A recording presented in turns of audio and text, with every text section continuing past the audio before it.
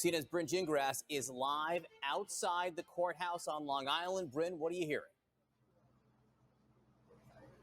Yeah, we're just hearing, John, that George Santos is in custody and this indictment has been unsealed. I want to give you some quick details as we're going through the paperwork. He is charged on a 13-count indictment, according to those court documents. The charges include 7 counts of wire fraud, 3 counts of money laundering, 1 count of theft of public funds, and 2 counts of making materially false statements to the House of Representatives. Again, we're just getting this indictment. It has just been unsealed. We're hearing that Santos is inside the federal courthouse here behind me, and he has been arrested on these charges. And of course, we're learning that he will see a judge later today, very likely on these charges. But we are still going through that paperwork to get the details of these counts. Again, though, 13-count indictment just unsealed, including wire fraud, money laundering, theft of public funds, and 2 counts of making materially false statements to the House of Representatives. Just look that up. All right, Bryn Gingras for us outside the courthouse. Bryn, thank you very much. We'll let you dig through this indictment more as more details become public. Thank you very much. Indicted, now it is unsealed, and now he is in custody. Wire fraud, LA money laundering, theft of public funds. What do you make of that? So we have not seen the actual indictment yet, but based on that description from Bryn, let's sort of run through generally what these statutes are. Wire fraud is a very broadly used statute that basically says to steal anything from anybody by lying to them. The wire part just means you did it over the internet or the phone, something that's always going to apply. Excuse me. So this is going to apply to some sort of fraud whereby George Santos presumably took money from somebody else by lying to them. Then we have money laundering. Now that means taking the proceeds, the money that you stole, and hiding it somehow, trying to conceal it from investigators. Then we have theft of public funds. Now that's interesting. That means not only did he steal money from some private individual, but it would have to be some sort of public money, some sort of federal or state governmental money. So I'm interested to see what that is about. And then finally, making materially false statements to the House of Representatives. This is what we were talking about, I think, before, Sarah, that you have to make certain campaign-related disclosures to the House. Of course, lying to the House, whether during verbal testimony or in documents that you file, that too is a federal crime. So I was just sort of looking at this up, and that money laundering is, you can get up to 20 years. I mean, these charges are very serious and hold a lot of time potentially if he's convicted. They are very serious. Most of these charges are going to carry 20-year maximums. Now, we have to be careful whenever we talk about these maximums because it's very rare, putting aside your murder type cases, it's very rare that anyone gets the maximum or anything near it. But ultimately, this looks to me like it's not all based on one thing. This isn't all about one transaction or one fraud. And not based on his resume. Not absolutely the salacious lies of his resume that we were first introduced to George Santos. Right. None of this has to do with him claiming what his background is, his heritage is, his family is, his resume. Right. Now, prosecutors ultimately might try to introduce that at a trial to support some of these other charges. But no, this looks like, again, based on the charges, a sort of, well, it's atypical because it involves a member of Congress, but in some respects, a standard fraud and false statements case. Eli Honig, stand by for a minute. We have our justice correspondent, Evan Perez, with us somewhere. I will look and find him. Evan, there you are. Evan, look, it strikes me, by the way, also, there are financial crimes here alleged, which generally means paper trail, records, cases that are tough for a defendant. Talk to me about the breadth of the charges here. Well, John, look, I mean, the fact is that this is a congressman who's only been in office for 4 or 5 months, and there's been just a stunning number of allegations of frauds and lies that he's been facing and under scrutiny for. And it's clear, and this is something that we heard repeatedly during the investigation. The FBI and prosecutors knew that there was going to be plenty to work with here. They knew that there was a lot of paperwork. Every one of these things that he filed with a government agency was potentially a crime.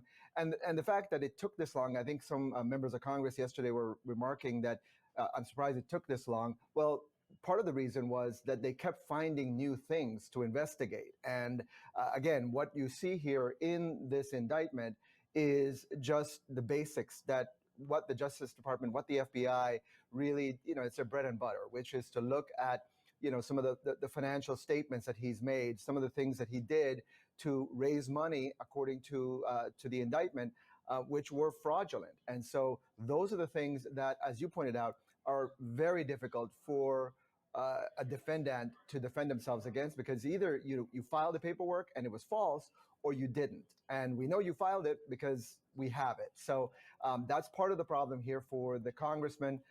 And we'll see, whether he decides to go to trial, or whether there's a way for him to figure out a way to make a deal, as he did with Brazilian authorities just a few weeks ago, where he admitted to a fraud there in Brazil from several years ago, in order to avoid having to go back and face a trial there. So again, we're still reading through the indictment, 20 pages or so, to see what exactly he's accused of here. But again, so much that the FBI had to work with over the last few months.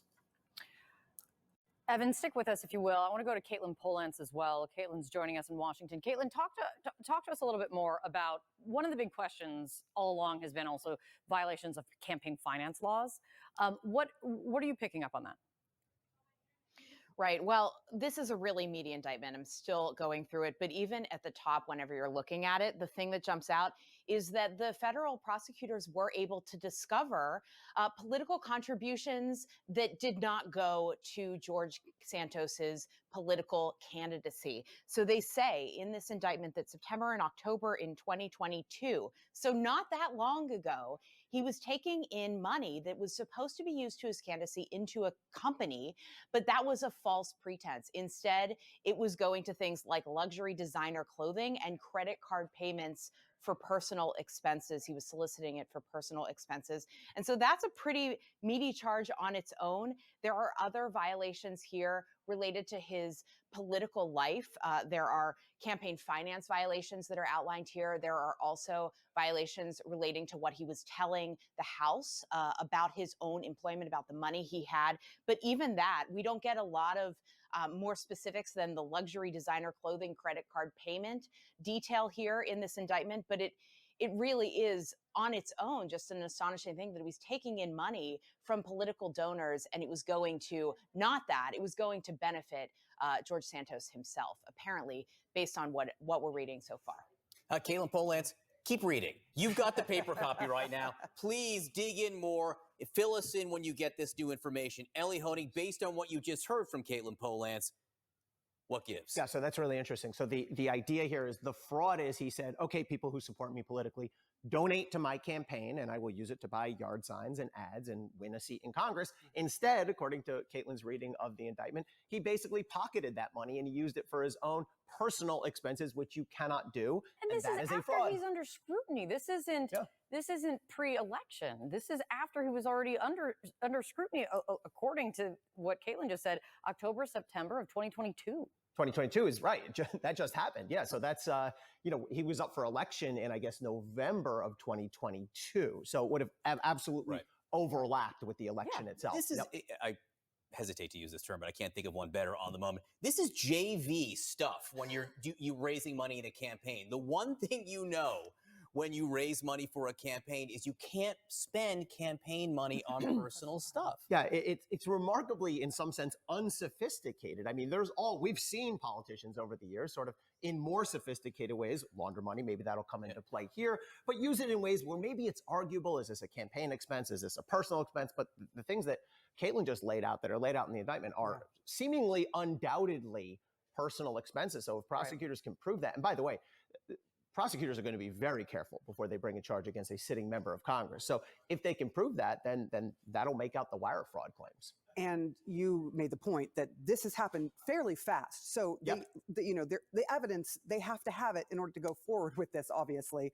they've got paperwork, and we will have to see. We do have something now coming out from the court. Bryn Gingras is joining us now live. She's got an update for us. A statement, I understand, from the DOJ. Yeah, that's right, Sarah. We learned that the grand jury returned this indictment yesterday, and now we have this 13-count indictment, a statement. I want to read it in full to you. It's quite long. It says, this indictment seeks to hold Santos accountable for various alleged fraudulent schemes and brazen misrepresentations. Taken together, the allegations in the indictment charge Santos with relying on repeated dishonesty and deception to ascend to the halls of Congress and enrich himself. He used political contributions to line his pockets, unlawfully applied for unemployment benefits that should have gone to New Yorkers who had lost their jobs due to the pandemic, and lied to the House of Representatives. My office and our law enforcement partners will continue to aggressively root out corruption and self-dealing from our community's public institutions and hold public officials accountable to the constituents who elected them. And of course, he went into office just in January, but we know that the investigations into him were before that. My colleague Mark Morales is learning from sources that Santos actually turned himself into the FBI office in Melville, New York, and was then taken here to the federal courthouse. And that's why we didn't actually see him drive up and go in. But he is in custody right now. We do expect him to go before a judge on these 13 charges. It's unclear of that timing as of now, but a pretty strong statement there from the DOJ.